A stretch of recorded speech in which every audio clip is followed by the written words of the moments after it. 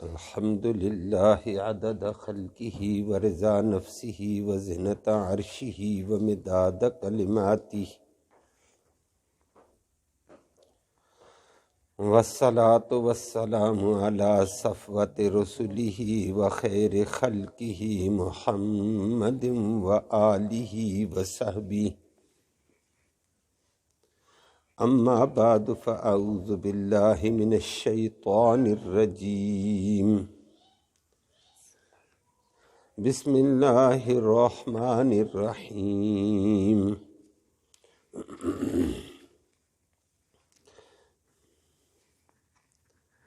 انا لننصر رسلنا والذین آمنوا فی الحیاۃ الدنیا ویوم یقوم الاشہاد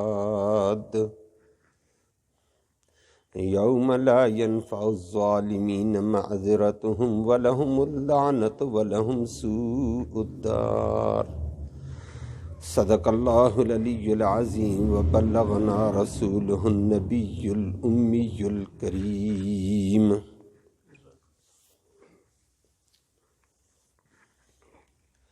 قابل صد تکریم معزز سامعین کرام، سورۃ مؤمن کی 2 آیات کریمہ تلاوت کی ہیں۔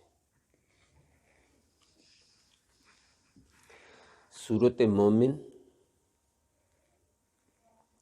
کا نام مؤمن اسی وجہ سے رکھا گیا، اس میں ایک پختہ یقین والے، پختہ عقیدے والے، مضبوط ایمان والے آدمی کے کردار کا ذکر ہے۔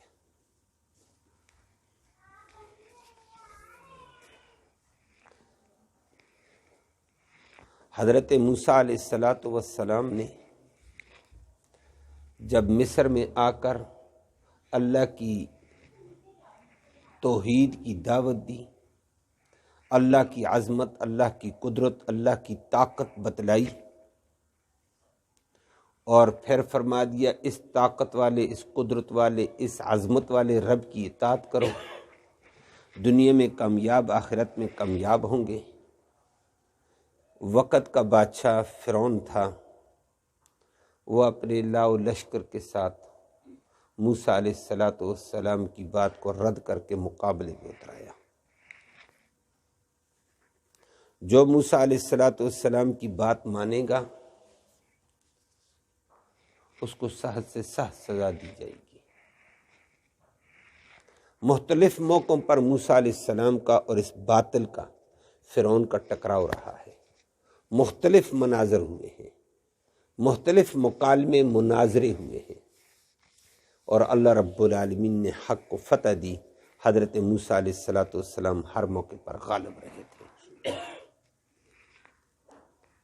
اور اللہ رب العالمین نے آیت کریمہ میں بھی فرما دیا انا لننصر رسلنا والذین آمنوا فی الحیاۃ الدنیا ویوم یقوم الاشہاد، کہ ہم اپنے رسولوں کی، نبیوں کی بھی اور سچے مومنوں کی اس دنیا میں بھی مدد کریں گے، آخرت میں بھی یوم یقوم الاشہاد کو بھی ہم مدد کریں گے۔ اللہ ہم سب کی بھی مدد فرمائے۔ مومنوں کے ساتھ اللہ نے مدد کا وعدہ کیا ہوا ہے۔ وقتی طور پر حالات آتے رہتے ہیں، اونچ نیچ رہتی ہے، وہ انبیاء کے مقابلے میں بھی رہی ہے، لیکن بالآخر اللہ رب العالمین کی مدد اور نصرت حق والوں کے شامل حال ہوتی ہے۔ موسیٰ علیہ السلام نے بڑے عرصے فرعون کو سمجھایا، فرعون کے لاؤ لشکر کو، فوج کو، پولیس کو، حکومت کو سمجھایا۔ جب انہوں نے غرور اور تکبر کیا، موسیٰ علیہ السلام کے راستے میں رکاوٹیں حائل کی، طرح طرح کی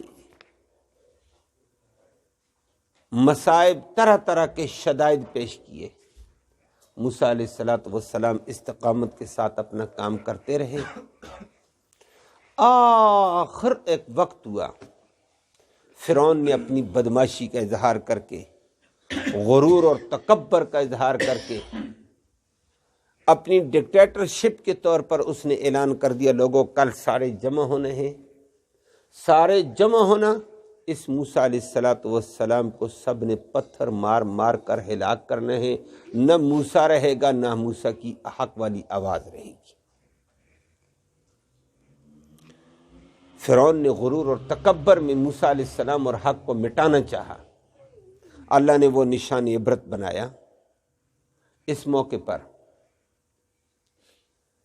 وہ ایک مومن بندہ تھا، وہ بھی مصر میں رہتا تھا، اور عجیب بات یہ ہے فرعون کے رشتہ داروں میں سے تھا، لیکن مسلمان ہو کر اپنا ایمان چھپائے ہوئے تھا، چپ کر کے اللہ کی توحید پر، موسیٰ علیہ السلام کی تعلیمات پر چلتا رہتا تھا۔ ایک دفعہ اس نے دیکھا دور دور سے لوگ آ رہے ہیں، پتھر پکڑے ہوئے، لاٹھیاں ڈنڈے پکڑے ہوئے ہیں، بھائی کدھر جا رہے ہو؟ انہوں نے کہا جی آج جاتے ہیں، مصر کے شہر میں ایک بے دین پیدا ہوا موسیٰ، نبیوں کو بے دین اور بے دین دیندار بن گئے ہیں۔ یہ بھی عجیب دور ہوتا ہے۔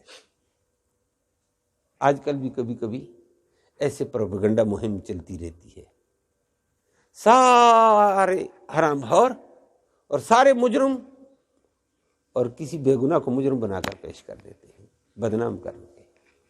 یہ دور چلتا رہا کہ موسیٰ اس مصر میں بے دین پیدا ہوا، وہ دین سے لوگوں کو ورغلاتا ہے، وہ یہ کرتا ہے وہ یہ کرتا۔ آج فرعون نے کہا اس کو سارے مل کر ماریں گے، ہم بھی اس مارنے میں حصہ ڈالنے کے لیے، برکت لینے کے لیے، ثواب لینے کے لیے اور اس سعادت کو پانے کے لیے ہم بھی جا رہے ہیں۔ پیغمبر کو مارنا سعادت، یہ بھی دور ہے۔ پیغمبر کو پتھر مارنے سعادت، کہتا ہے برکت ہے، رحمت ہے، ہم جا رہے ہیں اس سعادت کے لیے۔ وہ رجل مومن راستے میں تھا، اس نے کہا اچھا اتنا بڑا جرم کر لیا موسیٰ علیہ السلام نے، تم مارتے ہو۔ وقال رجل مؤمن من آل فرعون یکتم ایمانہ، یہ رجل مومن میدان میں آ گیا، اور ایک طرف فرعون اور فرعون کا لاؤ لشکر، اس کی فوج، اس کے کمانڈر، اس کی پولیس، اور ادھر مقابلے میں حضرت موسیٰ علیہ السلام اور حضرت ہارون علیہ السلام کھڑے ہیں، مد مقابل دنیا کھڑی ہے۔ فرعون نے ساری فوج جمع کر دی، ساری پولیس جمع کر دی، سارے سیکورٹی ادارے جمع کر لیے، ساری عوام کو کہہ دیا ہر ایک نے آنے ہیں، برکت کے لیے ایک ایک پتھر مارنے ہیں، دو دو، سعادت کے لیے موسیٰ علیہ السلام کو مارنا ہے، نشان عبرت بنانا ہے۔ اور اتنے پتھروں میں موسیٰ علیہ السلام ڈوب جائے گا، دب جائے گا۔ اتنے پتھر لگاتار آتے رہے، لاکھوں کا مجمع مارے تو وہ تو سب ختم۔ لیکن موسیٰ علیہ السلام نے اس مشکل گھڑی میں توجہ اللہ کی طرف کی، فرمایا اللہ نہ ختم کرے فرعون نہیں ختم کر سکتا ہے، اللہ نہ مارے فرعون نہیں مار سکتا، اللہ ذلیل نہ کرے فرعون کچھ نہیں بگاڑ سکتا ہے۔ موسیٰ علیہ السلام کی نظر اللہ پہ تھی، ہم سب کو ہر وقت اللہ پہ نظر رکھنی چاہیے۔ اللہ کی طرف نظر کرو گے انشاءاللہ اللہ کی طرف سے مدد آئے گی۔ بندوں کی طرف ہوا تو بندوں کی طرف سے دھتکارے جائیں گے، اللہ ہم سب کو محفوظ فرمائے اس سے۔ موسیٰ علیہ السلام تنہا کھڑے، یہ رجل مومن آ گیا، قرآن نے اس کا ذکر کیا۔ تو حق والوں کا ساتھ دینا بھی بہت بڑی سعادت، مقابلے میں آنے والے کہتے ہیں ہم سعادت حاصل کرتے، وہ منحوس۔ موسیٰ علیہ السلام کا ساتھ دینے کے لیے بندہ آیا اور آ کر فرعون کے سامنے کھڑے ہو کر کلام شروع کیا، وقال رجل مؤمن من آل فرعون یکتم ایمانہ، اور ایک رجل مومن نے آ کر جو ایمان چھپاتا ہے، من آل فرعون، فرعون کے خاندان میں سے تھا، لیکن آج اس نے کہا تقتلون ان یقول ربی اللہ، او فرعون، او فوج، او پولیس، او کرندو، تم ایسے بندے کو مارتے ہو جو یہ کہتا ہے میرا رب اللہ ہے، بس یہ جرم، میرا رب اللہ یہ کہنا جرم ہے۔ وہ کہتا ہے میرا رب اللہ ہے، جو میرا پالنہار اللہ ہے، اور جو پالنہار ہے تو عبادت اور اطاعت اس کی ہوتی ہے۔ قوم کے سامنے زبردست تقریر کی ہے، لمبی تقریر قرآن نے اس کی ذکر کی ہے۔ موسیٰ علیہ السلام کھڑے، رجل مومن نے آگے سہارا بن کر مقابلہ شروع کیا فرعون کا، فرعون سے مناظرہ شروع ہو گیا ہے۔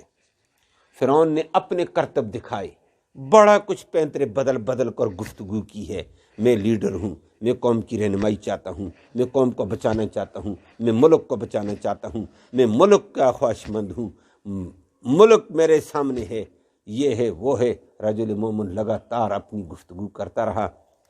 فرعون نے یہ بھی کہہ دیا یہ موسیٰ بگاڑ والا ہے، یہ ملک تباہ کرے گا، مذہب تباہ کرے گا، لوگوں کو تباہ کرتا ہے۔ رجل مومن نے سارے جواب دیے۔ آخر میں اس کو کہا اچھا تو بھی اس موسیٰ علیہ السلام پر ایمان لے کر لے آیا ہے؟ اس نے کہا میں کیوں نہیں ایمان لاؤں، حق کا ساتھ دوں گا۔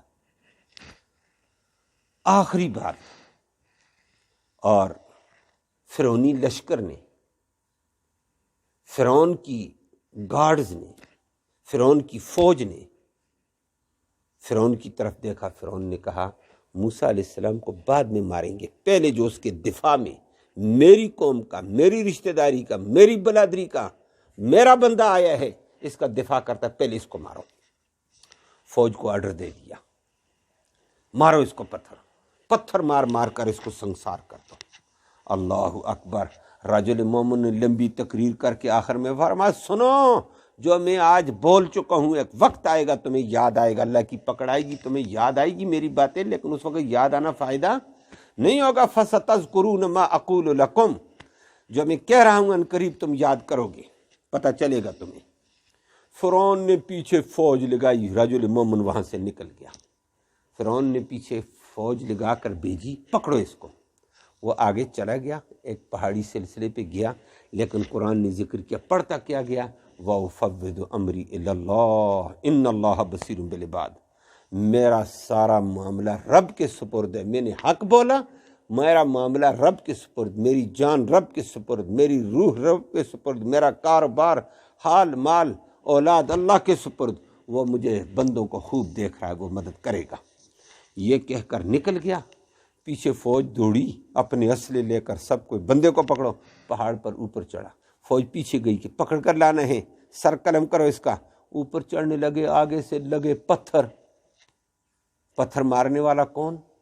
اللہ کی مخلوق فرشتے، اور وہ پتھر مار مار کر سارے فوجی غرق مردار ہو گئے، اور کچھ فوجی بھاگے، انہوں نے کہا توبہ توبہ توبہ، آگے ایسے قسم کی بمباری ہے پتھروں کی، ایسی بمباری ہم نے پہلے دیکھی۔